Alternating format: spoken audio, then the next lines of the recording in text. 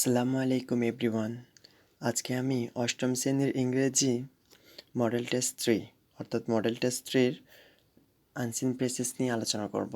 কিভাবে unseen process থেকে একটা টেবল সম্পূর্ণ করা যায় এবং আনসিন প্রেসেস থেকে কিভাবে ট্রু ফলস এবং সামারি লেখা যায় এবং আনসিন প্রেসেসটা ইংরেজি থেকে বাংলায় ট্রান্সলেটেড করব। ওকে,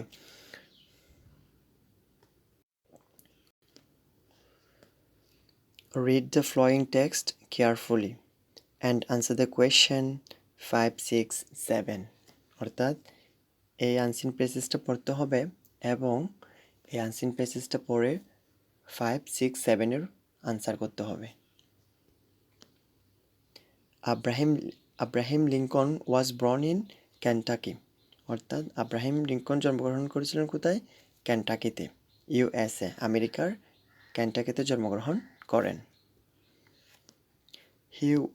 হি worked on the farm of his father অর্থাৎ সে কাজ করেন কোথায়? হিজ ফাদার, তার বাবার ফার্মে কাজ করেন।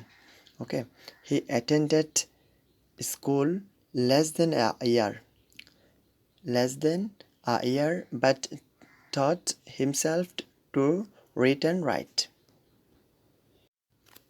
He attended school less than a year অর্থাৎ তিনি 1 বছরের বেশি সময় পড়াশোনা করেননি, কিন্তু but taught অর্থ শিখান, teach taught, okay, himself to read and write. To read and write মানে হচ্ছে লিখতে এবং অর্থাৎ তিনি নিজেকে লিখতে এবং পড়তে শিখেন। He did different types of jobs before the settled as a highly successful lawyer. আচ্ছা, he did different types. He did অর্থাৎ তিনি করেছিলেন different type of jobs মানে বিভিন্ন ধরনের কাজ করেছিলেন। কখন? বিফোর মানে পূর্বে। কিসের পূর্বে? সেটেলড হাইলি সাকসেসফুলি লয়ার অর্থাৎ একজন সাকসেসফুল লয়ার হওয়ার পূর্বে তিনি বিভিন্ন ধরনের কাজ করেছিলেন, different type of jobs. Okay, he was gradually ড্রন two politics অর্থাৎ তিনি ধীরে ধীরে, গ্র্যাজুয়ালি অর্থ হচ্ছে ধীরে ধীরে, তিনি কি রাজনীতিকের প্রতি তিনি আকৃষ্ট হন ধীরে ধীরে। Okay, the country had a problem of slavery. এখানে স্লেভারি অর্থ কি? স্লেভারি অর্থ হচ্ছে দাসত্ব, অর্থাৎ দ্য কান্ট্রি হ্যাড মানে সে সময় একটা প্রবলেম ছিল দেশে, সেটা হচ্ছে দাসত্ব, একটা প্রবলেম ছিল, দাসত্বের একটা কি ছিল? সমস্যা ছিল। ওকে,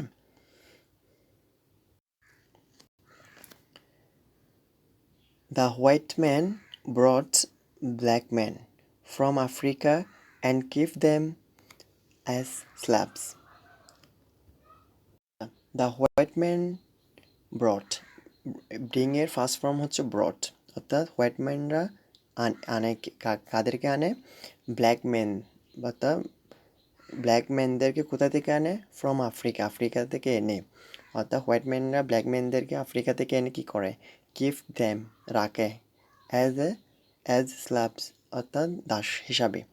অর্থাৎ কী করে? অর্থাৎ ব্ল্যাক ম্যান আর হোয়াইট ম্যান অর্থাৎ শ্বেতাঙ্গ এবং কৃষ্ণাঙ্গরা আফ্রিকা থেকে কৃষ্ণাঙ্গদের এনে দাস হিসাবে কী করে? দাস হিসাবে রেখেছিল। ওকে, গিফট রেখেছিল। অর্থাৎ আবারও বলতেছি আমি সেন্টেন্সটা, the white man brought black man from Africa and give them as slabs. ওকে,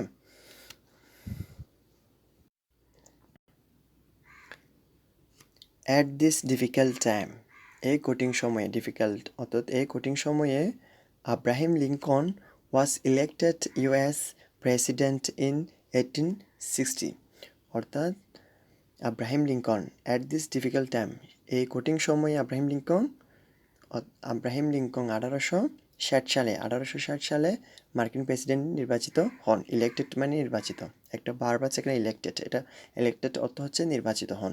ওকে, 1860 সালে।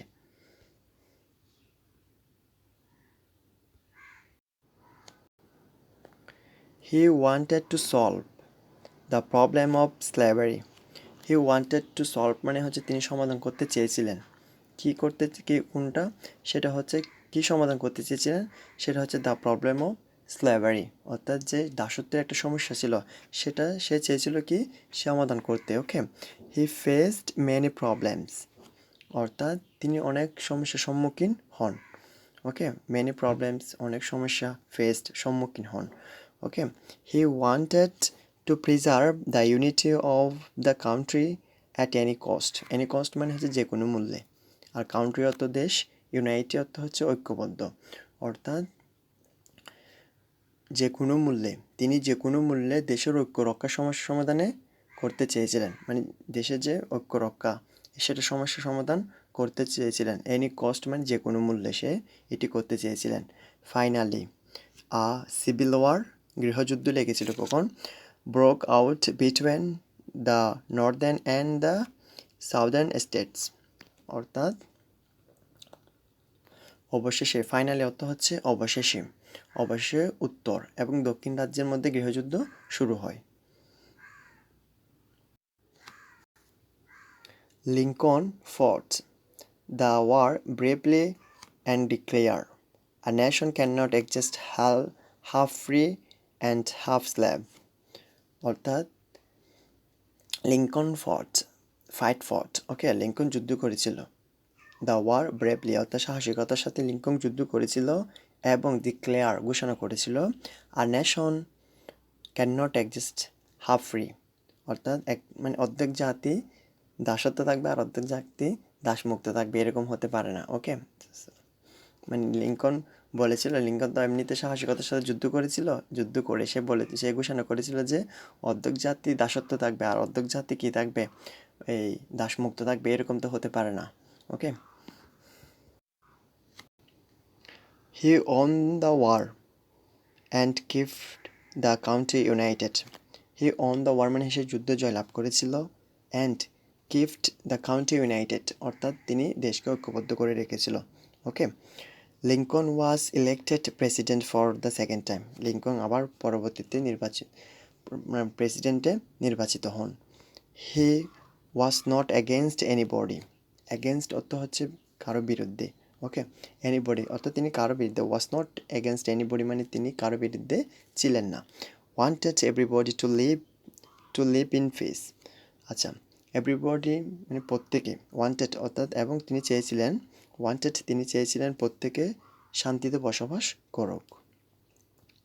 হি made sincere efforts to help the peoples. আচ্ছা, এই সিনসিয়ার এফোর্ট অর্থ কী? সিনসিয়ার এফোর্টস অর্থ হচ্ছে আন্তরিক প্রচেষ্টা চালিয়েছিলেন। কে চালিয়েছিলেন? হি মেড সিনসিয়ার এফোর্টস, তিনি আন্তরিক প্রচেষ্টা চালিয়েছিলেন। কেন? Heal the peoples, heal the peoples অর্থাৎ নিরাময়, কিসের নিরাময়? যে যুদ্ধ হয়েছিল, যুদ্ধের ফলে জনগণের যে মানে ক্ষত নিরাময়, জনগণের যে ক্ষত নিরাময়ের জন্য তিনি আন্তরিক প্রচেষ্টা চালিয়েছিলেন। In 1862, Lincoln declared that from then onwards all Slavs would be free. আচ্ছা, লিঙ্কন অর্থাৎ 1862 সালে লিঙ্কন ডিক্লেয়ার অর্থ ঘোষণা করেছিলেন, that from then onwards all slaves, সকল দাস, উড বি ফ্রি অর্থাৎ কী হবে, সকলেই কী হবে, দাসমুক্ত হবে। ওকে, 1862 সালে তিনি ঘোষণা করেন এটি। This made him very popular among the people, অর্থাৎ যখন সেটি বলেছিলেন, তিনি 1862 সালে যখন ঘোষণা দিয়েছিলেন সবাই দাসমুক্ত হবে, তখন তিনি জনগণের মধ্যে খুবই জনপ্রিয় হয়ে ওঠেন। অর্থাৎ ভেরি পপুলার অর্থ হচ্ছে মানে অত্যন্ত জনপ্রিয় হয়ে ওঠেন, কাদের মধ্যে? অ্যামং দ্য পিপল, অর্থাৎ জনগণের মধ্যে তিনি খুবই জনপ্রিয় হয়ে ওঠেন। Lincoln was assassinated in 1865। Assassinated অর্থ কী? অ্যাসাসিনেটেড অর্থ হচ্ছে গুপ্ত হত্যা, মানে হত্যা করা আর কি, গুপ্ত হত্যা করেন। কাকে? 1865 সালে লিঙ্কনকে গুপ্ত হত্যা করেন। তারপর হচ্ছে আনসিন প্রেসেস থেকে কিভাবে একটা ট্রাইবাল সম্পূর্ণ করবো। ওকে, সো হু বা হোয়াট মানে কে, আর ইভেন্ট মানে ঘটনা, আর হোয়ার প্লেস মানে একটা প্লেস, কোথায় ঘটনাটা হয়েছিল এবং কত সালে হয়েছিল, হোয়েন মানে কখন হয়েছিল, সে সালটা আনসিন প্রেসেস থেকে খুঁজে বসাতে হবে। ওকে, সো প্রথমে দেওয়া আছে আব্রাহিম লিঙ্কন ব্রন, অর্থাৎ আব্রাহিম লিঙ্কন জন্মগ্রহণ করেছিলেন। এখন আমাকে জাস্ট লিখতে হবে কত সাল তো দেওয়া নেই, সেটা আমাকে লিখতে হবে প্লেস, মানে কোথায় জন্মগ্রহণ করেছিলেন। তাহলে আমরা পেসেসে পড়েছিলাম আব্রাহিম লিঙ্কন জন্মগ্রহণ করেছিলেন কোথায়? কেন্টাকিতে, ইউএসের কেন্টাকিতে। তার মানে এখানে হবে উত্তর হবে ইউএসএ, কেন্টাকি, তারপর ইউএস দিয়ে দিলে হবে।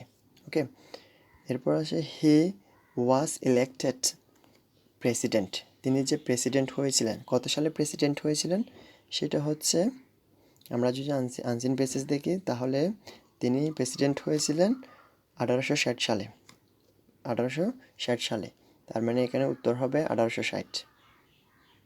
এখানে উত্তর হবে 1860 সালে। ওকে, এরপর আছে হি ওয়াজ অ্যাসেসিনেটেড অর্থ কি? গুপ্ত হত্যা। তাকে কখন গুপ্ত হত্যা করেছিলেন সে সালটা আমাকে এখানে বসাতে হবে। তাহলে আমরা যে পেসেসি পেয়েছি, তাকে 1865 সালে গুপ্ত হত্যা করা হয়েছিল। ওকে, এরপর হচ্ছে ব্ল্যাকস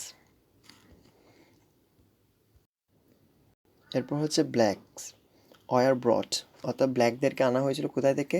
ফ্রম আফ্রিকা। তার মানে এখানে আফ্রিকা দিলে হয়ে যাবে। ওকে, এখন খুবই ইজি, মানে টেবল সম্পূর্ণ করা খুবই ইজি যদি পেসেজটা ভালো করে বুঝতে পারি। ওকে, এরপর হচ্ছে ট্রু ফলস, মানে পেসেজটা পড়বো, পেসেজটা থেকে সত্য মিথ্যা যাচাই করব। ওকে, যেমন নাম্বারে আছে Abraham Lincoln attended school for 10 years. তিনি কি আসলে কি 10 বছর স্কুল করেছিলেন বা 10 বছর স্কুলে পড়াশোনা করেছিলেন? না। ওকে, লেস দেন ইয়ার ছিল। ওকে, সো এটা হবে ফলস। এরপর হচ্ছে he was elected US president at the time of slavery, অর্থাৎ যখন দাসত্বের একটা প্রবলেম ছিল তখন তো আব্রাহিম লিঙ্কন প্রেসিডেন্ট ছিলেন, তাহলে সেটা হবে ট্রু, বি নাম্বার হবে ট্রু। এরপর হচ্ছে he could not keep the country United, অর্থাৎ তিনি কি মানে রাষ্ট্রের যে জনগণ তাদেরকে ঐক্যবদ্ধ করে রাখেননি, এটা হবে ফলস। কারণ তিনি মানে কোনো এক মানে দেশের যখন একটা সমস্যা ছিল, দাসত্বের একটা যখন সমস্যা ছিল, তখনই তিনি চেষ্টা করেছিলেন সবাইকে ঐক্যবদ্ধ করে রাখতে। ওকে, তার মানে এটা ফলস। হি ম্যাট অল স্লাভস ফ্রি, অবশ্যই তিনি কি করেছিলেন? তিনি দাসত্বমুক্ত জন্য একটা ঘোষণা করেছিলেন। ঠিক আছে, মানে তিনি দাসত্বমুক্ত করার একটা ঘোষণা দিয়েছিলেন শেষের দিকে, পেসেসের শেষের দিকে। তার মানে এটা হবে ট্রু। লিঙ্কন ডেথ আর ন্যাচারাল ডেথ মানে হচ্ছে স্বাভাবিক মৃত্যু। তিনি কি স্বাভাবিক মৃত্যুবরণ করেন? না, এটা হবে ফলস। তাকে গুপ্ত হত্যা করা হয়েছিল, মানে তাকে হত্যা করা হয়েছিল আব্রাহিম লিঙ্কনকে। ওকে, সো এরপর হচ্ছে summarise the above text with your own words, মানে মূলত হচ্ছে সামারিটা লেখার ক্ষেত্রে আনসিন পেসেজটা ভালো করে বুঝতে হবে, এবং আনসিন পেসেজ বুঝে 3 থেকে 4 লাইন বা 4 থেকে 5 লাইন লিখলে সামারি হয়ে যাবে। ওকে, ছোট্ট একটা সামারির জন্য 10 নম্বর থাকবে। সো আজকে এই পর্যন্ত, দেখা হবে অন্য কোনো ভিডিওতে। আল্লাহ হাফেজ।